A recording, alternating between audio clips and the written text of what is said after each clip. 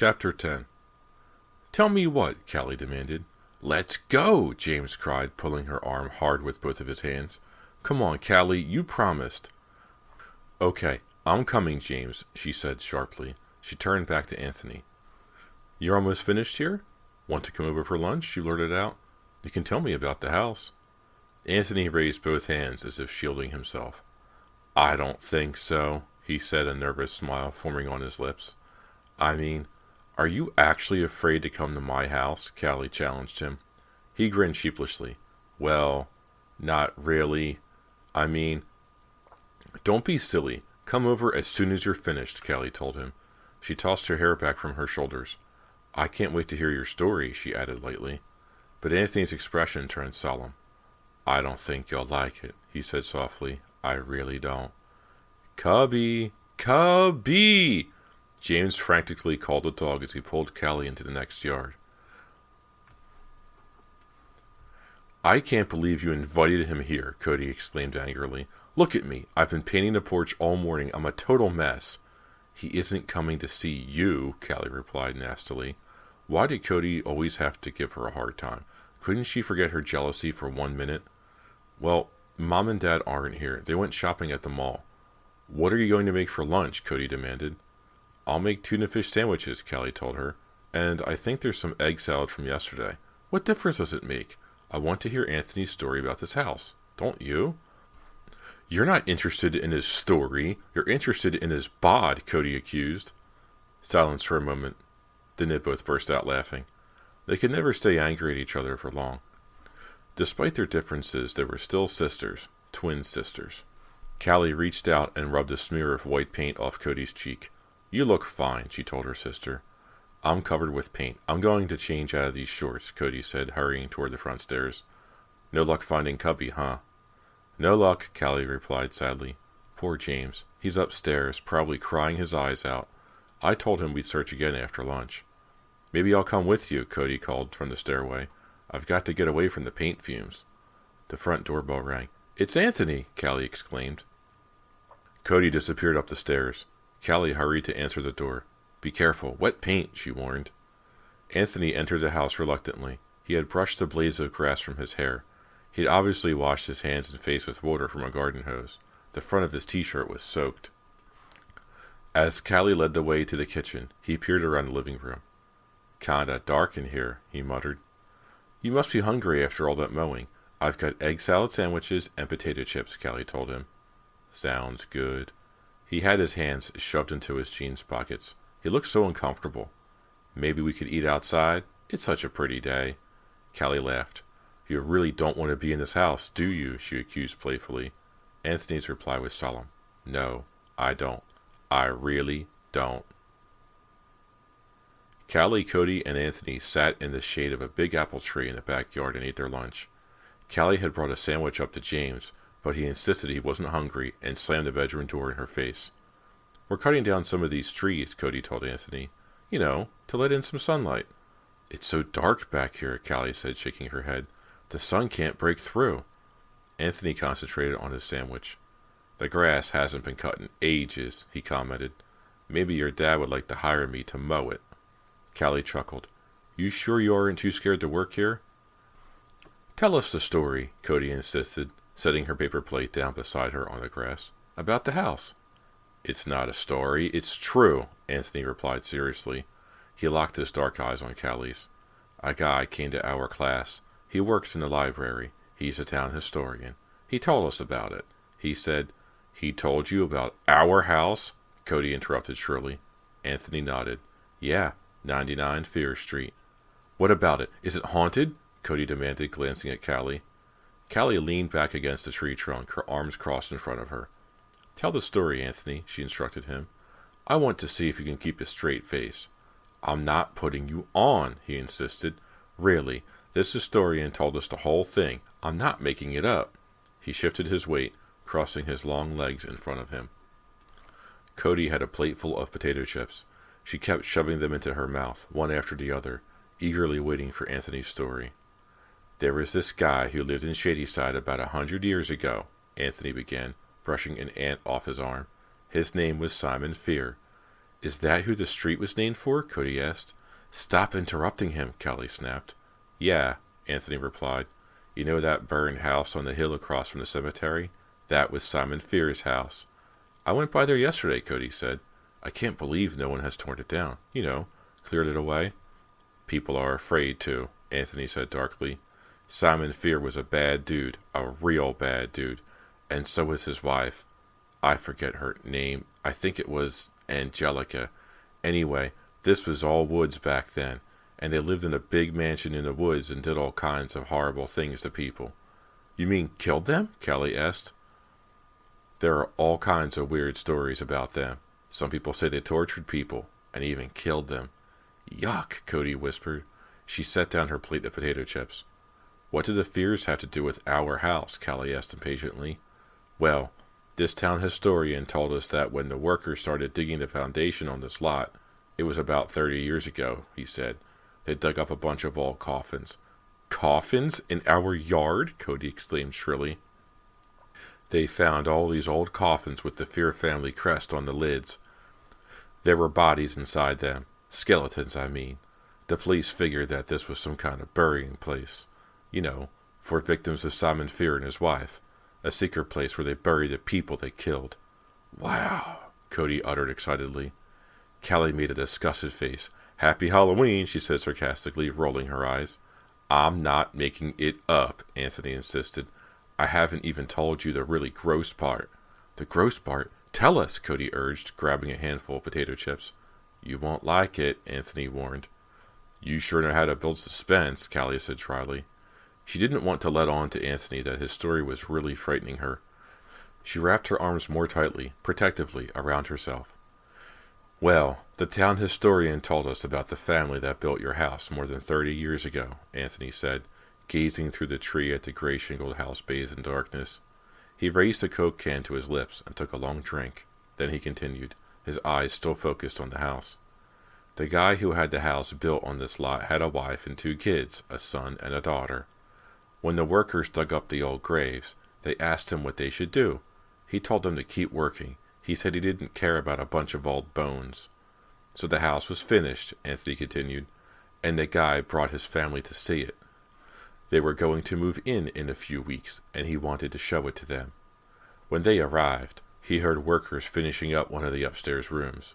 He went up to see what they were doing. He told his wife and 2 kids to wait downstairs. He didn't want them to see the upstairs until it was finished, so they sat on the floor and waited for him.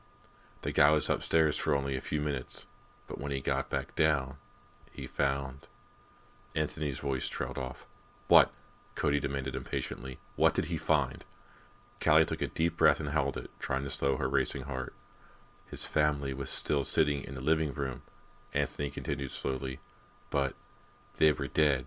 Their heads were missing. What? Callie shrieked. She saw Cody's eyes bulge open wide. Her mouth dropped open, but no sound came out. All their guts were pouring out, Anthony continued, his face half hidden in the deep shade of the old tree. It looked like their heads had been torn off their necks. Where were their heads?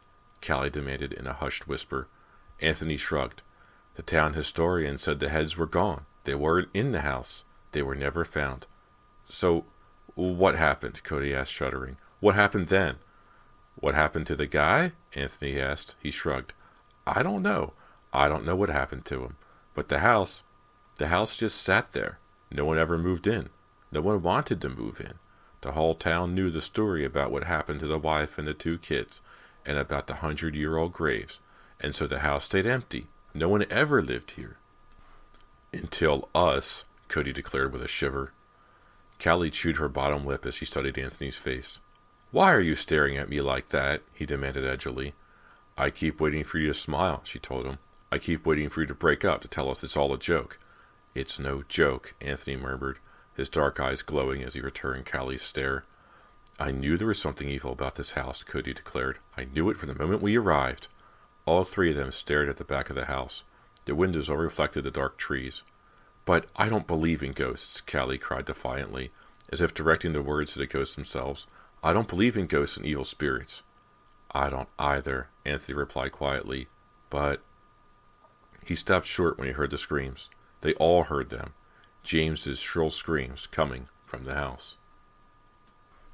Chapter 11. James, what's wrong? Callie shrieked. She leapt to her feet and frantically started running toward the house.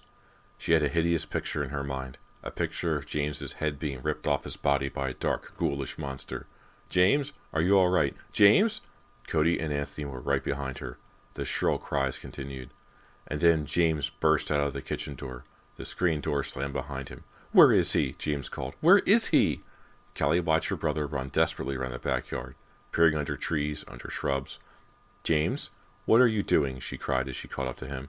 She grabbed his shoulders and forced him to stand still. Where is he? Where is he? James repeated, almost a chant. Where is who? Callie demanded. Cubby, I heard him, James told her, jerking out of her grasp, continuing his wild search. James, I heard him barking, James insisted. I was in the kitchen. I heard Cubby barking. Callie turned to Cody and Anthony. Did you hear a dog? They both shook their heads, their eyes revealing surprise and confusion. We didn't hear any barking, Callie said, following her brother, as he ran to the tall hedge growing wild along the side of their yard. I heard him, James insisted, his voice tight and trembling. I heard Cubby. He began to call the dog, cupping his hands over his mouth as he shouted. You heard him in the kitchen? Cody asked. Maybe he's inside the house. Maybe you only thought he was outside. James hesitated, his eyes narrowing thoughtfully. Come on, inside, Cody urged. Let's check it out. With Cody leading the way, they ran into the kitchen. Callie carefully pulled the screen door shut behind her. What was that racket? She saw Mrs. Nordstrom leaning over the sink, and recognized the grinding roar of the garbage disposal. Mrs. Nordstrom, did you hear Cubby barking? Callie shouted. The housekeeper clicked off the disposal and turned off the water. She turned to Callie. What did you say? Callie didn't need to repeat the question. She heard the high-pitched yips of the dog. Cubby. Hear it? James demanded eagerly. Everyone heard it. Someone go out and bring that dog in, Mrs. Nordstrom said. She waddled out of the room. It's definitely coming from outside, Anthony said, listening hard. The little dog sounded excited, frightened. James burst back out through the kitchen door. Everyone followed. Cubby! Cubby! He called eagerly. Callie lingered on the back steps. She couldn't hear Cubby's excited yips anymore. They all stopped to listen. Silence. James's shrill voice was the only sound as he shouted the dog's name again and again. I can't hear him, Cody declared. He must be in the house, Anthony suggested. He started back toward the kitchen. Callie and Cody followed him. James remained in the backyard, scurrying frantically back and forth, shouting Cubby's name. Back in the kitchen, they could hear the little dog's high-pitched barking clearly. It really sounds like he's coming from the backyard, Callie said fretfully. But we don't hear it out there, Anthony replied, shaking his head. Let's search the house, Cody suggested. She pulled open the broom closet. Cubby, are you in here? No sign of him. The excited yips continued, mixed with short howls. Callie pushed the screen door open and stuck her head out. The sound disappeared. James was still searching desperately at the side of the garage. Cody and Anthony were in the dining room, bending low to peek under the table and sideboard. I can hear him, Cody said, wrinkling her face in frustration, but I can't see him. Cubby, here, boy. Cubby, Anthony called. He glanced at his watch. Oh, wow, I'm late. I've got another lawn to mow. Callie walked him to the front door. Want to go to a movie or something next Saturday night? He asked as they stepped onto the porch. Callie was concentrating so hard on the dog's barking, it took her a moment to respond. Great, she replied finally. Come pick me up, okay? She watched him disappear down the driveway. Then she returned to the kitchen, where she found Cody leaning wearily against the counter, her arms crossed over her chest. The barking stopped, Cody reported. Callie could hear James crying in the backyard. Where is he? Where is Cubby? James threw himself down on the grass and started to wail and sob. This is so weird, Callie said fretfully. Where is that dumb dog?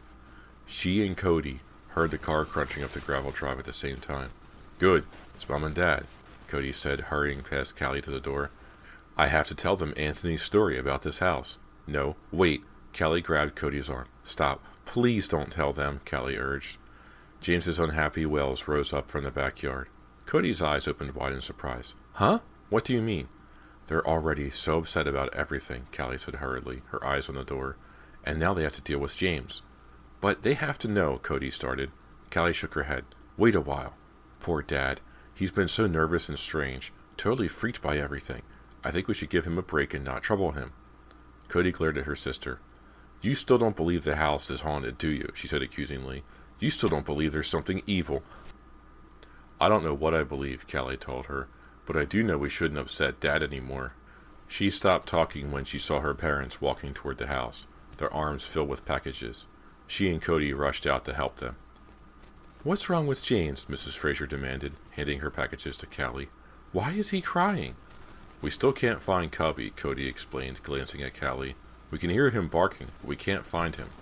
Huh? Behind his glasses, Mr. Fraser's eyes went wide with surprise. I don't understand. We don't either, Cody replied, sighing. We don't either. Late the next night, Callie finished writing in her diary. Yawning, she closed her diary and replaced it in her desk drawer. Usually, writing in the diary helped her relax and get her ready to go to sleep. But that night, because she had written about the search for James's puppy and about Anthony and his strange, frightening story, Callie felt far from relaxed. As she lay in bed, staring up at the ceiling, she tried to force all unpleasant thoughts from her mind.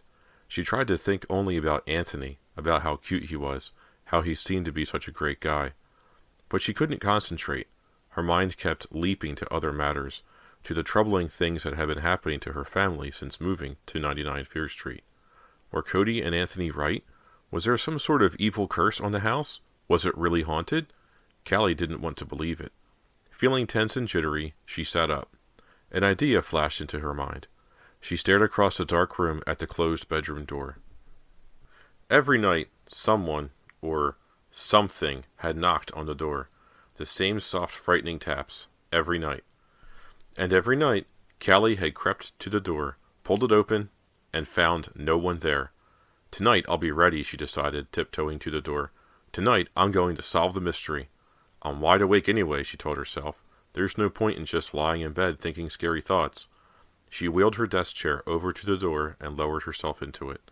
Perched tensely in the chair, she stared at the door and waited. When the knocking starts, I'll be ready, she told herself, nervously tapping the padded arms of the chair. As soon as I hear the first knock, I'll pull the door open instantly. And what will I find? She asked herself. A ghost? An evil creature? An invisible spirit? Nothing but air? What will I find? She heard creaking sounds, the banging of a shutter, the soft flap of the curtains at her bedroom window, the usual sounds of the house at night. Tapping her fingers on the chair arm, she waited, listening to the night house sounds, listening to the rush of wind through the trees outside, listening to her own shallow breathing.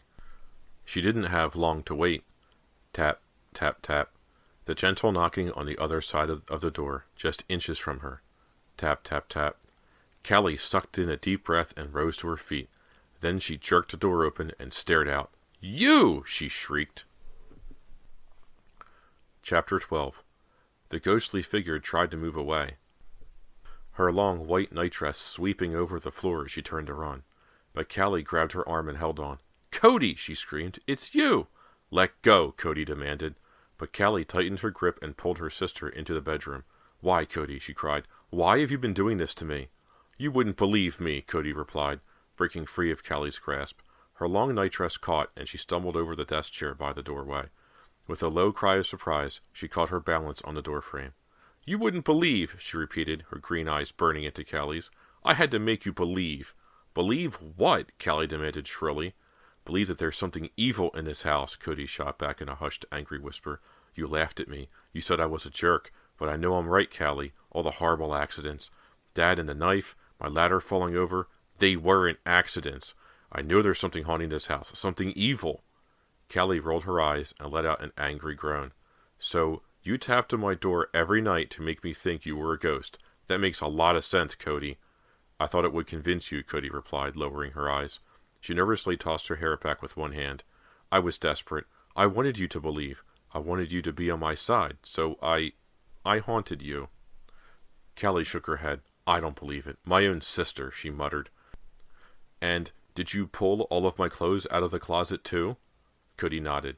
Yeah, and I smeared the red paint all over the porch and painted it the number 99, she confessed. You what? Callie shrieked in disbelief. I figured it was no big deal. I knew we had to paint a top coat on the porch anyway, Cody explained with a shrug. I was desperate, Callie. Don't you understand? I was desperate to get you on my side. A little red paint didn't matter. Didn't matter, Callie cried furiously. Didn't matter? You nearly gave Dad a heart attack. Don't exaggerate, Cody cried. I'm not exaggerating, Callie replied heatedly. Did you see how stressed out Dad was tonight because of James and the puppy? Did you see how worried he looked? Know what? I heard him talking to himself tonight. Huh? Cody's face revealed her surprise. In the den, Callie continued, starting to pace back and forth in front of her sister. He didn't know I was there. He was talking to himself, Cody, muttering about Cubby and about the house. It was really scary. Poor Dad, Cody murmured, shaking her head. She dropped down onto Callie's bed. Stop pacing like that, please, she begged. I can't believe you tried to frighten me, Callie said, ignoring the plea. Why didn't you just come in and talk to me? Talk to you? Cody let out a bitter laugh. Every time I started talking about the evil in this house, you just made fun of me. There is no way I could talk to you. Callie glared furiously at her sister. But trying to make me believe that a ghost... There is a ghost, Cody insisted, jumping up from the bed and grabbing Callie by both shoulders. You've got to believe me. There is something horrible in this house. You heard Anthony's story. You heard what he said. Callie sighed. Yes, I heard it, she replied wearily. But you know how stories get handed down. You know how people try to make them more frightening than they are. Callie gently removed her sister's hands from her shoulders. So far, Cody, the only ghost I've seen in this house is you. Cody let out an angry cry. I explained to you. I'll make you a deal, Callie said, suddenly feeling very tired. Deal? What kind of deal? Cody asked suspiciously. I won't tell Mom and Dad what you've been doing, Callie offered. I won't tell them that you were the one who painted the porch if... If what? Cody interrupted. If you just drop this ghost stuff for a little while, Callie continued. Just give it a rest. For a week. Let things settle down. That's all. Cody frowned and avoided Callie's hard stare. Can you do it? Callie asked. Can you? Do I have a choice? Her sister replied grudgingly. But then she added, Okay, Callie. I'll try. Half an hour later, Callie still couldn't fall asleep. She glanced at her clock radio. Nearly 1:30. I'm going to look like death for my first day at work, she thought miserably. She sat up and lowered her feet to the floor. If only I could turn my mind off, she thought. If only I could stop thinking about Cody and her ghosts. If only I could stop thinking about those poor people 30 years ago, sitting in my living room, sitting right downstairs, with their heads ripped off. If only I could turn it all off and get to sleep. She rubbed her cheeks. They were burning. So hot, she thought. I'm so hot. She stood up and made her way through the darkness out into the hall. The bathroom was 2 doors down. Tiptoeing over the creaky floorboards, she made her way to the bathroom and clicked on the light. I'll splash a little cold water on my face, she told herself. Then I'll feel cooler, better. I'll be able to sleep. Yawning, she turned on the tap. Closing her eyes, she cupped both hands under the faucet, then splashed the liquid onto her face. It took a few seconds for the putrid smell to reach her nostrils. And then, staring into the gurgling sink, Callie opened her mouth and gagged. Chapter 13. Chunky green liquid, as sour-smelling as vomit, poured out of the faucet, plopping into the sink. It ran down Callie's cheeks, dripped onto her neck, then onto the front of her nightshirt. Uttering a low wail of horror, she tried to wipe it off both hands, but her hands were also covered in the disgusting thick goo. She stared as the green chunks plopped into the sink. Oh, Callie groaned. The smell was overpowering. Her stomach lurched. She bent over and began to vomit. Callie? Are you sick? Callie? Cody burst into the bathroom. She let out a groan as the putrid odor invaded her nostrils. Oh, Callie moaned and retched again. Her hair fell over her face, and she realized she had smeared the green liquid into it. What is that stuff? Cody cried, holding her nose. She froze for a moment, staring at the thick green liquid plopping down from the faucet. Then she reached out with her free hand and turned the faucet off, but the liquid kept pouring down. It won't stop, Cody screamed. The sink was full. The green liquid slopped over the sides of the sink and dripped to the floor. Cody cried out and leapt back as she felt it drip onto her bare feet. Cody struggled to turn off the faucet, but the knob was stuck, and the chunky green liquid kept flowing out. What's going on? Mr. Fraser's sleep-filled voice called from the hallway. Callie heard his heavy footsteps over the creaking floorboards. Daddy, help us! Her stomach still churning, she grabbed a bath towel off the rack and struggled frantically to wipe the sticky substance off her face. Oh, good Lord, Mr. Fraser cried, appearing in the bathroom doorway. He didn't have his glasses, so he squinted at the gurgling substance overflowing the sink. Ah! His face twisted in disgust as he inhaled the foul aroma. Holding his nose, he glanced from Callie to Cody. Then he stepped into the bathroom and reached for the knob on the sink. It won't turn off, Callie said, gagging. Before Mr. Fraser could reply, James's shrill cries burst into the room. I hear him! I hear him! Callie tossed the towel down. James appeared in the doorway. His red and white pajamas were twisted so that his pale stomach showed. Do you hear him? He demanded, tugging at Mr. Fraser's pajama sleeve. Do you hear Cubby? Huh? Mr. Fraser let go of the faucet and turned to James. The green liquid continued to pour out, spattering the floor as it overflowed. Over the steady gurgle, Callie heard soft barking, as if from far away. I hear it! She cried. Oh, what's that smell? James demanded. The barking grew louder, high-pitched, frantic wails. I hear it too, Cody whispered. Where is he? James cried. Where is Cubby? He sounds so far away, Mr. Fraser said, listening hard, his eyes narrowing. He's downstairs, James shouted excitedly. I know he is. He turned and ran to the stairway. Callie could hear him calling the puppy's name all the way down the stairs.